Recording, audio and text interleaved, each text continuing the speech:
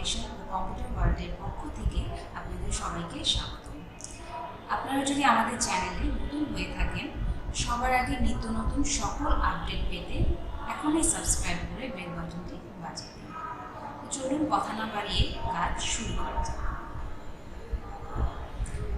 আজকে আমরা দেখব এমএস ওয়ার্ডে কিভাবে অটোমেটিক টেবিল অফ কন্টেন্টস বা সূচিপত্র তৈরি করা যায়। এখন টেবিল অফ কন্টেন্টসটা তৈরি করা হয় বিভিন্ন অ্যাসাইনমেন্ট, রিপোর্ট বা বইয়ের জন্য। এখন টেবিল অফ কন্টেন্টসটা কি? টেবিল অফ কন্টেন্টসটা হচ্ছে ধরেন বিভিন্ন বই বা রিপোর্ট বা অ্যাসাইনমেন্টে ফার্স্টে আমাদের যে হেডিংগুলো থাকে, যেমন এখানে আমাদের একটা ফাইল ওপেন করা আছে, এখানে দেখবো আমরা বিভিন্ন টপিক আছে, ওই টপিকগুলোর কি উপরে একটা হেডিং আছে। এই হেডিংগুলো যদি আমরা টেবিল অফ কন্টেন্টসের আন্ডারে নিয়ে আসি, তাহলে কোন টপিকটা কোন পেজে আছে, এখানে দেখেন পেজ নাম্বার সহ আছে, কোন টপিকটা কোন পেজে আছে আমরা সেই পেজে যেতে পারি। তাহলে আমাদেরকে একটু সহজ হয় টপিকটা খুঁজে বের করতে। এখন এটা হচ্ছে আপনারা কিভাবে করে থাকেন, সাধারণত হাতে লিখেন কোন কোন টপিকটা আছে, দেন হচ্ছে ওটা পেজ নাম্বারটা দেখেন যে কোনটা কোন পেজ নাম্বারে আছে। এভাবে তো আমরা টেবিল অফ কন্টেন্টসটা সাধারণত করে থাকি, তাই তো? কিন্তু এভাবে করতে গেলে কি হয়, আমাদের কিন্তু অনেক টাইমটা নষ্ট হচ্ছে। তারপরে হচ্ছে আমার যদি কোনো স্পেসিফিক কোনো টপিকে যেতে হচ্ছে, যেমন আমি মাইক্রোসফট পাওয়ার পয়েন্ট, এখানে যে প্রফেশনাল অফিস ম্যানেজমেন্টের আন্ডারে এই পাওয়ার পয়েন্টের এই টপিকটা আমি যেতে চাচ্ছি, তাহলে আমার কী হবে, একদম কত নাম্বার পেজে আছে, আমার 3 নাম্বার পেজে, আমি স্ক্রল করে করে করে 3 নাম্বার পেজে যেতে হবে, তাহলে আমি মাইক্রোসফট পাওয়ার পয়েন্টটা পাচ্ছি। কিন্তু আমরা যদি আজকে যেটা শিখবো টেবিল অফ কন্টেন্টসটা করা, ওটা যদি করি তাহলে কী হবে, আমি অটো ওখানে যেতে পারি। কীভাবে? জাস্ট এখানে একবার ক্লিক করে কোন টপিকটা লাগবে আমার, পাওয়ার পয়েন্ট, তাহলে কি পাওয়ার পয়েন্টে ক্লিক করলে অটো আমাকে মাইক্রোসফট পাওয়ার পয়েন্টে নিয়ে যাবে। এখন এটা আমরা কীভাবে সেটাই আমরা দেখবো আজকে এমএস ওয়ার্ডে কীভাবে এই অটো টেবিলটা করা যায়। ফার্স্টে আমি সেম এরকম আরেকটা ডকুমেন্ট ওপেন করলাম, এখানে আমার কোনো টেবিল অফ কন্টেন্টস ক্রিয়েট করা নেই, এটা হচ্ছে আমরা ক্রিয়েট করবো। কীভাবে করা যাচ্ছে দেখি। প্রথমে হচ্ছে আমাদের যেটা করতে হবে, হেডিংগুলোকে আগে লেবেলিং করবো, কোনটা কোন লেভেলে যাবে। লেবেলিং মানে আমি বোঝাচ্ছি, যেমন আগেরটাই যদি আমি একটু দেখি, এখানে দেখেন ইন্ট্রোডাকশন, আওয়ার কোর্সেস, এগুলো হচ্ছে কি ধরেন চ্যাপ্টারের মধ্যে, চ্যাপ্টার 1, 2 এরকম। আওয়ার কোর্সেস ধরেন আরেকটা চ্যাপ্টার, ইন্ট্রোডাকশন আলাদা একটা চ্যাপ্টার। আওয়ার কোর্সেসের আন্ডারে হচ্ছে আবার আমাদের কোর্স নেমগুলো দেওয়া আছে। তো আওয়ার কোর্সের আন্ডারে কিন্তু এই পয়েন্টগুলো, আবার সেমভাবে এই যে পিওএম যে কোর্সটার আন্ডারে আবার কিছু পয়েন্ট দেওয়া আছে। সো এটা হচ্ছে লেভেল 1 ইন্ট্রোডাকশন আর আওয়ার কোর্স, লেভেল 2টা হচ্ছে কি আওয়ার কোর্সের আন্ডারে যে কোর্সগুলো থাকবে সেগুলো। আর এই মাইক্রোসফট ওয়ার্ড হচ্ছে পিওএম এর আন্ডারে। এখন একটু বুঝতে যদি অসুবিধা হয়, আমরা নিজে প্র্যাকটিক্যালি কাজটা করে দেখি, তাহলে আরও ক্লিয়ার হয়ে যাবে।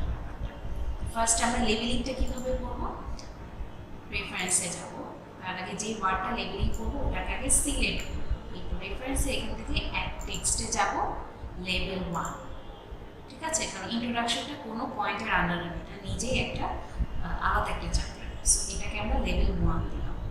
এর পরের পেজ আমাদের কি আসতেছে, এই পেজটা, এটা হচ্ছে কি আওয়ার কোর্স, এটাও নতুন আরেকটা ধরেন চ্যাপ্টারের মতো শুরু হচ্ছে, একটা নতুন পয়েন্ট, এই জন্য এটাকে সিলেক্ট করে এক টেক্সটে গিয়ে লেভেল 1, কারণ এটা যেহেতু নতুন আরেকটা পয়েন্ট।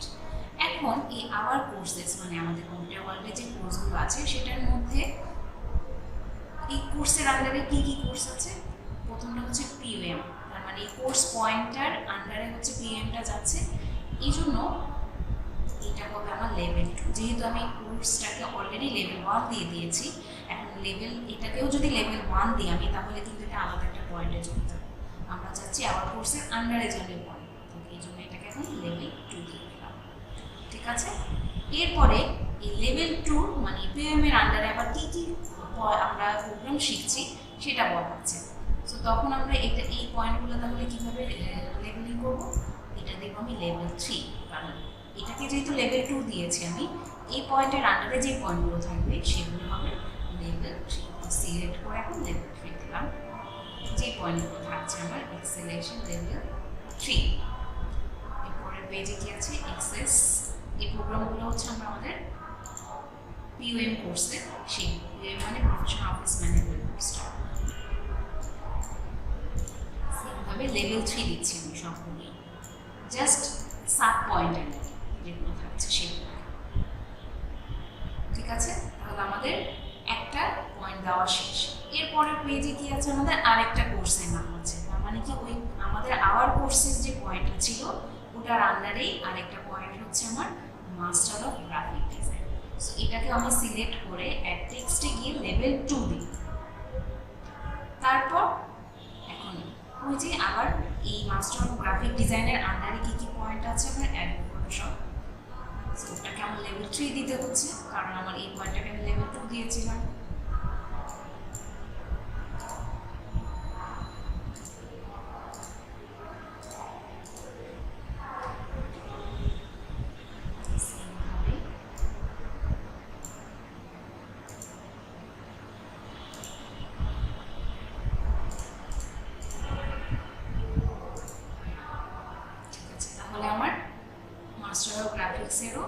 লেবেলিং করা শেষ।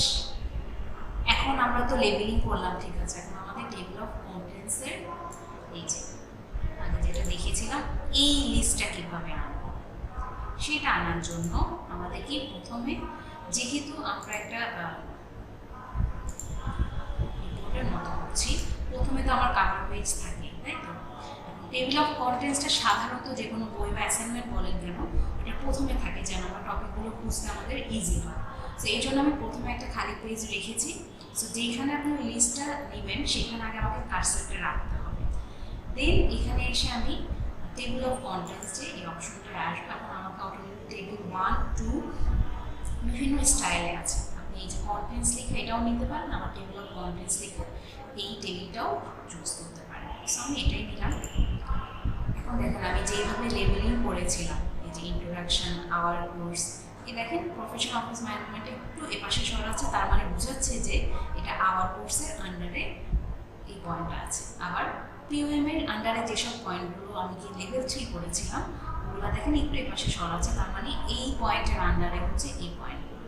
সো এইভাবে লেবেলিংয়ের জন্যই কিন্তু আমরা আলাদা আলাদাভাবে লেভেল 1, 2, 3 পয়েন্ট আউট করে রাখি।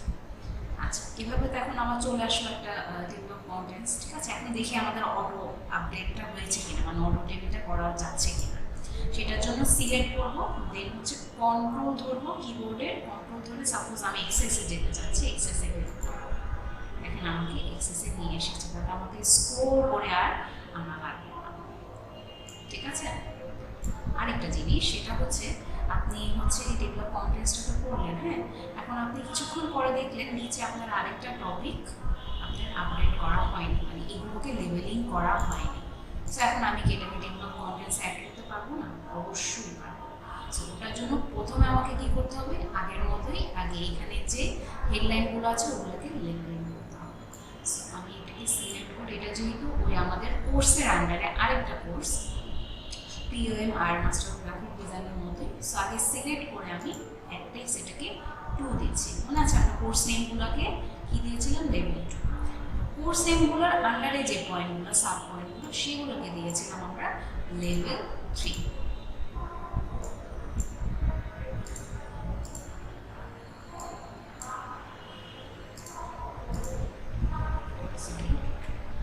দেখেন একসাথে ভাবে সিলেক্ট করা যাবে না, পুরো পয়েন্টটা শুধু আমার আসবে।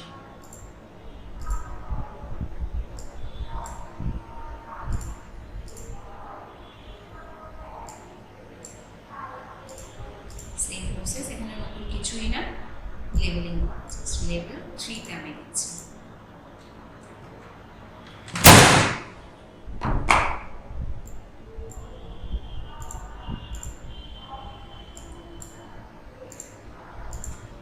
আমাদের করা শেষ লেবেলিং। এখন আমরা টেবিল অফ কন্টেন্টসের ওই পয়েন্টটাতে যাই।